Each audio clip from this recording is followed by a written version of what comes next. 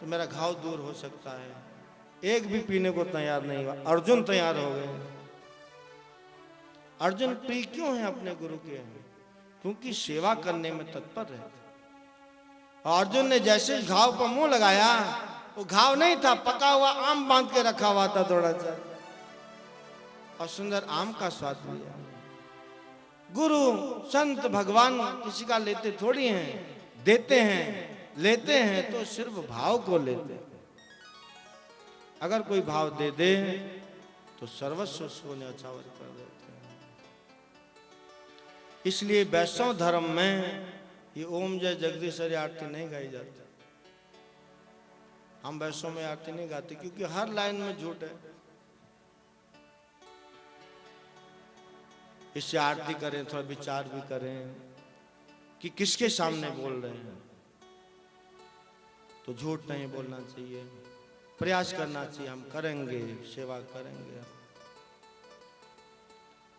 इसलिए सुपनखा ने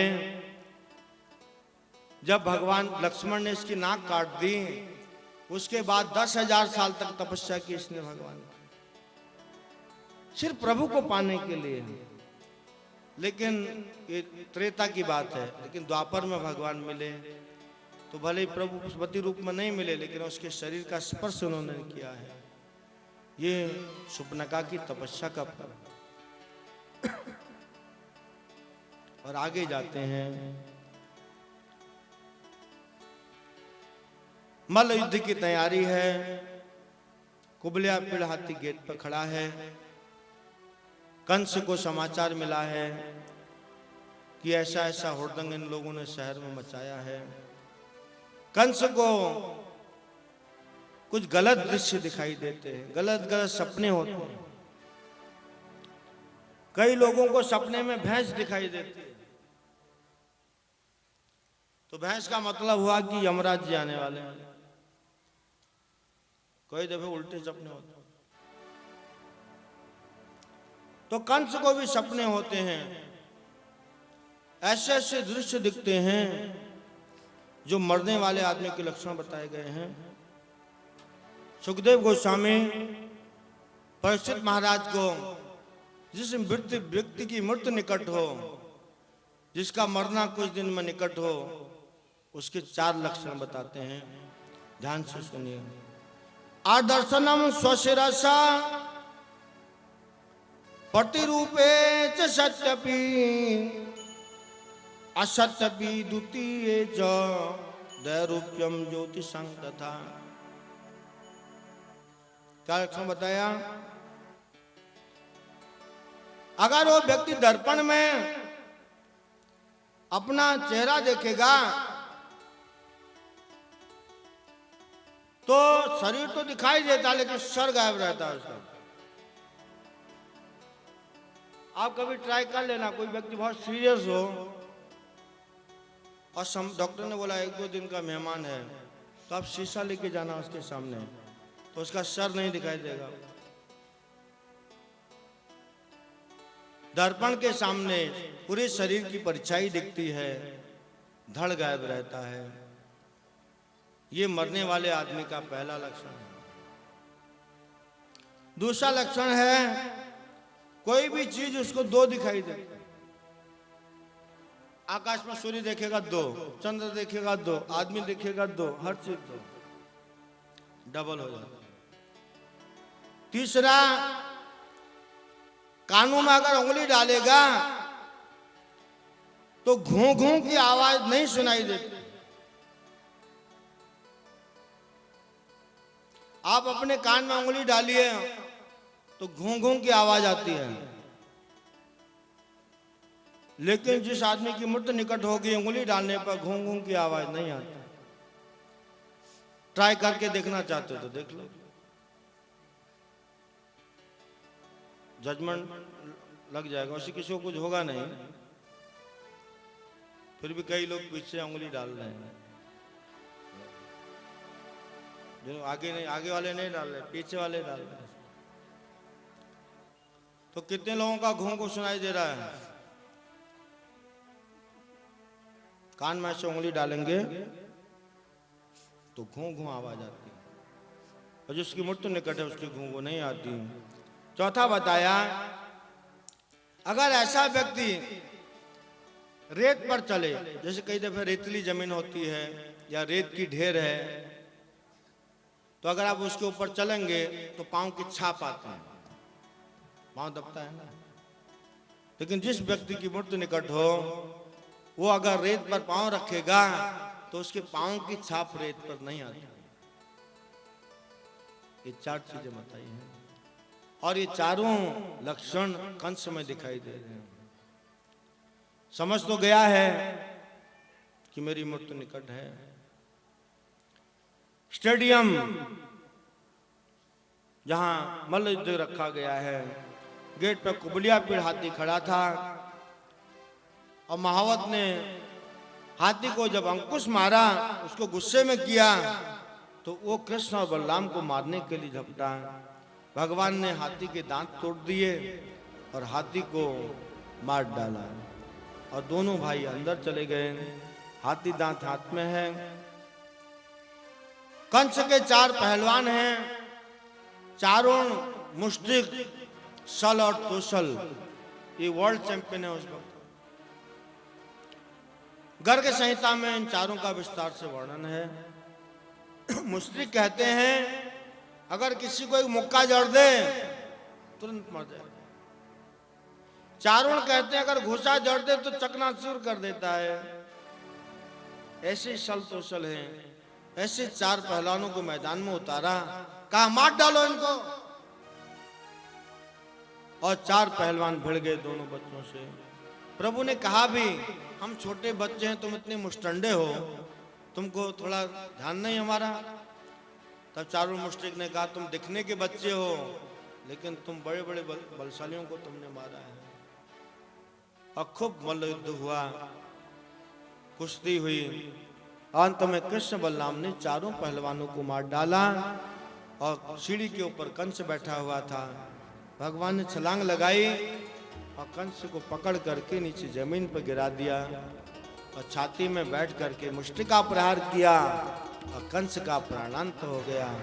बोलिए कृष्ण कन्हैया लाल की जय। अपने नाना उग्रसेन को गद्दी पर बिठाया और विद्याधन के लिए संदीपन मुनि के आश्रम में उज्जैन नगरी जाते हैं, मध्य प्रदेश। 2 महीने में 60 दिन में सब विद्याएं सीख ली। गुरु को प्रणाम किया और कहा कि गुरु दक्षिणा में कुछ देना चाहता।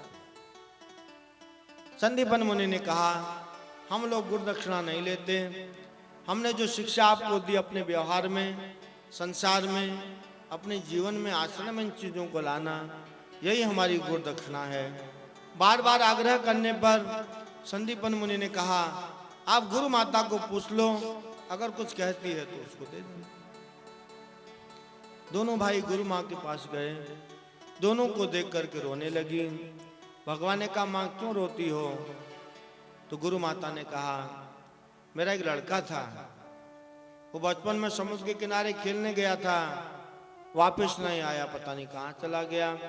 अगर जिंदा होता तो आपके बराबर होता, मैं इसलिए रो रही हूँ। जितने दिन आप हमारे गुरुकुल में थे, मैं रोज आपको देख करके अपना मन पतिया लेती थी। मेरा लड़का नहीं तो क्या है, ये तो है ना। लेकिन आज आप जा रहे हो, कल से मैं किसको देखूंगी, किस पर अपने लड़के की छाप देखूंगी, इसलिए रो। भगवान ने कहा, गुरु माँ, मैं आपका लड़का लाके आपको अभी देता हूं। तुरंत समुद्र के पास गए, और समुद्र त्रेता युग से डरता था भगवान से। तुरंत हाथ जोड़ के खड़ा हो गया, कहा, मेरे अंदर आपके गुरु का लड़का नहीं है। हाँ, मेरे अंदर एक पांचजन्य नाम का राक्षस रहता है, उससे पूछ लीजिए। और जब पांचजन्य की नगरी में गए, कथा ये है कि पांचजन्य तो मिला नहीं, भगवान को पांचजन्य नाम का शंख मिल गया। इससे भगवान के शंख का नाम है पांचजन्य।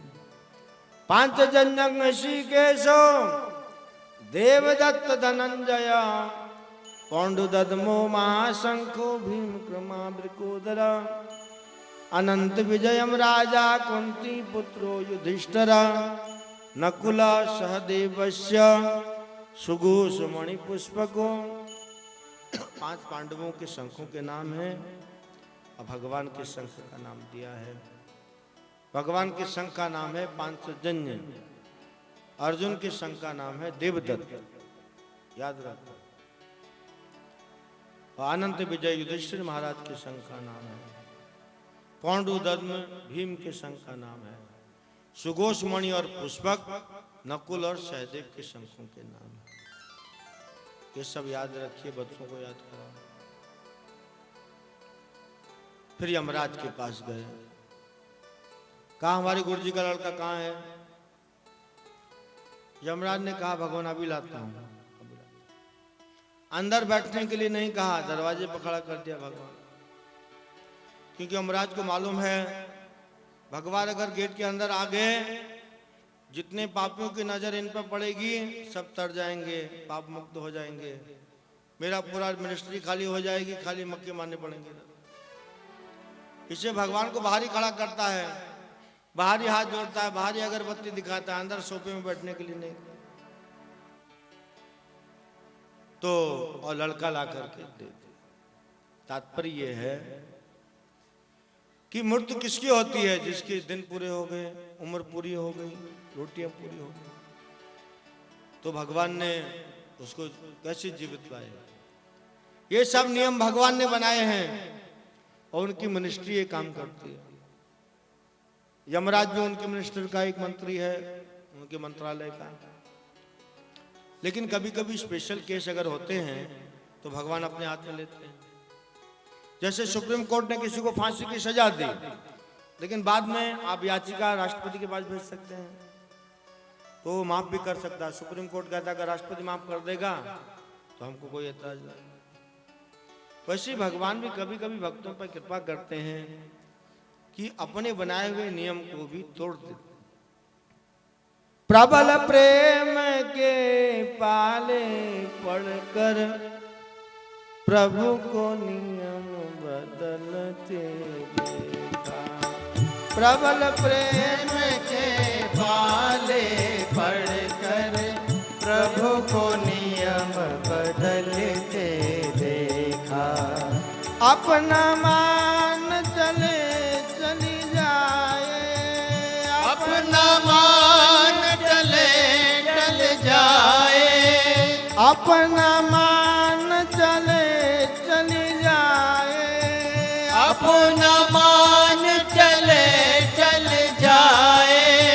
भक्त का मान न टलते देखा, भक्त का मान न टलते देखा।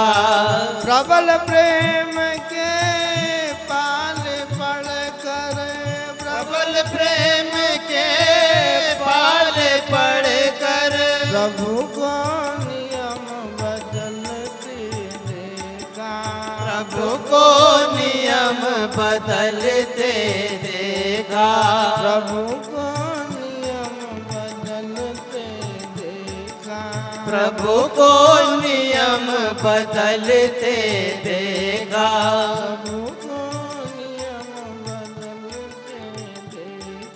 प्रभु को नियम बदलते देखा।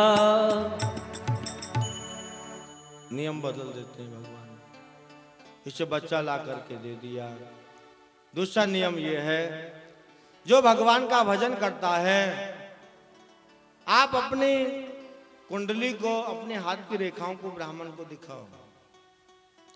अगर आपकी कुंडली में हाथ की रेखाओं में ऐसा लिखा है कि आप इतने साल और रहेंगे, यानी 1 साल 2-4 साल में चले जाओगे ऊपर, कई लोगों का ऐसा हुआ। आप भगवान का भजन करिए और कीर्तन में ताली बजाओ। ये कहना मैं भूल गया पहले जनाब, कीर्तन में ताली बजाइए। भगवान के कीर्तन में, कथा में ताली बजाने से हाथों की लकीरें बदल जाती हैं।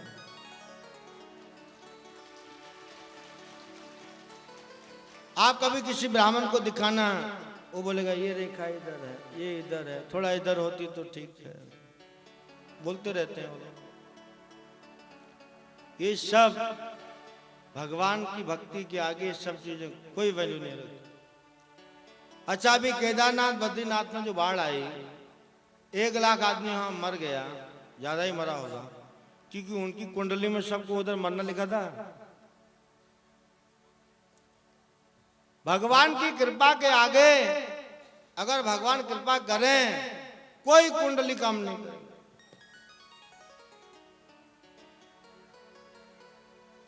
मारे कृष्ण राखे कृष्ण मारे। भगवान अगर नहीं चाहते, लाख कुंडली बना लो, लाख महामृत्युंजय का जाप कर लो, लाख यज्ञ कर लीजिए, प्रभु नहीं चाहते कुछ नहीं होगा।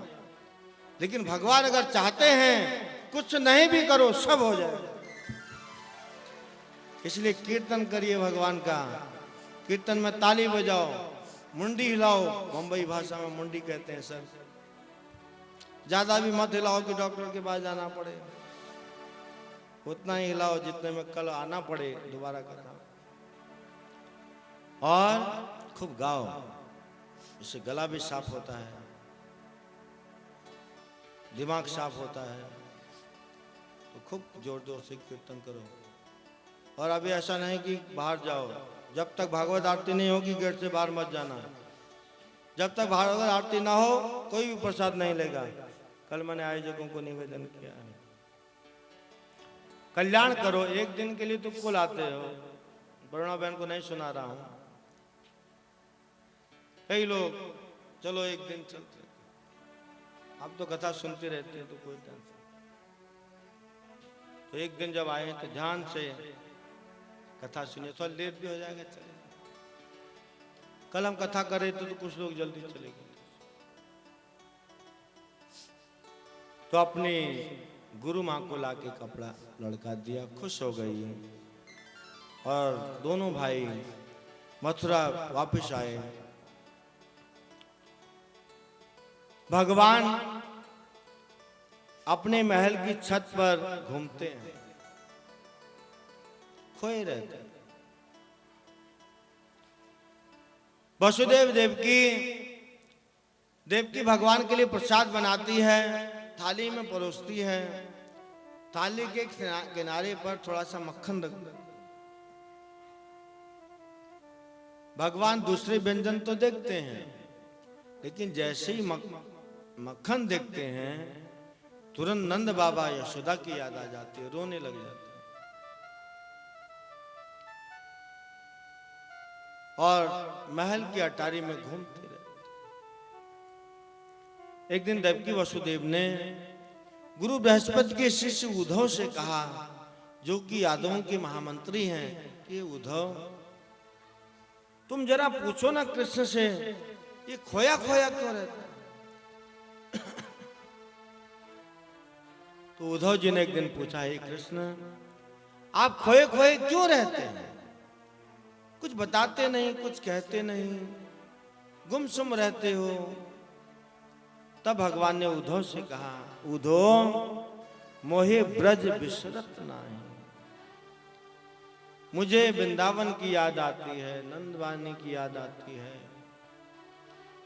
मैं उनसे झूठ बोल के आया था, मैं गोपियों को ये कह के आया था, जब वो अक्रूर जी के रथ के सामने लेट गई थी, उन्होंने रथ आगे बढ़ने नहीं दिया, अक्रूर जी को क्रूर क्रूर कहने लगी, तो मैंने सिर्फ एक बात कह के उनको शांत किया कि कल की तो बात है, एक दिन सह नहीं सकती तुम। मैं मामा जी ने दंगल युद्ध का आयोजन किया है, कल होगा, कल शाम को होगा, परसों को मैं वापस आ जाऊं। तो कल की बात है, मैं परसों आ जाऊंगा। तो इसलिए गोपियों ने मुझे रास्ता दे दिया, जाने दिया। और हुआ ये कि मैं आज तक न मैंने उनकी खबर ली, न उनके पास गया, उनकी क्या हालत है। लेकिन उद्धव मैं चाहता हूं कि तुम मेरा संदेश लेकर के वहां जाओ, मेरे रथ में बैठ के जाओ। और उद्धव जी भगवान जैसे ही दिखते थे उनका शरीर। और ये ब्रजवासी क्या करते हैं, भगवान जब इनको बोल के गए थे मैं एक दिन बाद आ जाऊंगा, तो जब उस दिन प्रभु नहीं आए तो ये आस लगाए बैठे रहते हैं, चलो आज नहीं आए कल आ जाएंगे, कल नहीं आए परसों आ जाएंगे। तो ये वृंदावन के चौराहे पर छठी करा के पास आके बैठ जाते। नहीं छठी करा नहीं, इधर जो वृंदावन को परिक्रमा मार्ग पर जो रोड, तो इंतजार करते आज तो जरूर आएगा, और शाम को नहीं आते, उल्टे मुंह घर लौट जाते। जब इन्होंने देखा एक रथ में कोई कृष्ण जैसा ही बैठ के आ रहा है, सब कूद, आज हमारा कृष्ण आ गया है। चलो बहुत सालों बाद याद आई तो सही, सब कूदने लगे। और जैसे ही उद्धव को उतरते हुए देखा रथ से, निराश हो गए। ओहो, इतने सालों बाद याद आई फिर भी खुद नहीं आया, अपने ही जैसा कोई डुप्लीकेट भेजा है। उद्धव ने पूछा, मैं नंद रानी के घर जाना चाहता हूं, किधर है घर? ग्वालों ने कहा है चले जाओ किनारे किनारे से, ये बच्चों को जरा पकड़िए, किनारे किनारे चले। नंद रानी के पास उद्धव जाते हैं और उनकी स्थिति को देख करके, गोपियों की स्थिति को देख करके, इसमें सुखदेव गोस्वामी पाद भ्रमर गीत के माध्यम से भ्रमर का वर्णन करते हैं। एक भ्रमर से गोपी कह रही है, भौरा भनभना रहा है, तो उसको कटाक्ष सुनाती है, तू भी कृष्ण जैसा है, फूलों का रस चूसता है, चूसने के बाद छोड़ देता है। वो तुम्हारा कृष्ण है ना कालिया, वो भी ऐसे पहले प्रेम करता है, फंसाता है, और जब फंसने में आ जाए फिर छोड़ के चला जाता। एक जन्म का थोड़ी है, जन्म जन्मांतर का छलिया है। जब राम बन के आता है, बाली को छल कपट से मारता है, पेड़ की ओट में से बाण मार दिया बाली को। क्या बिगाड़ा था बाली ने?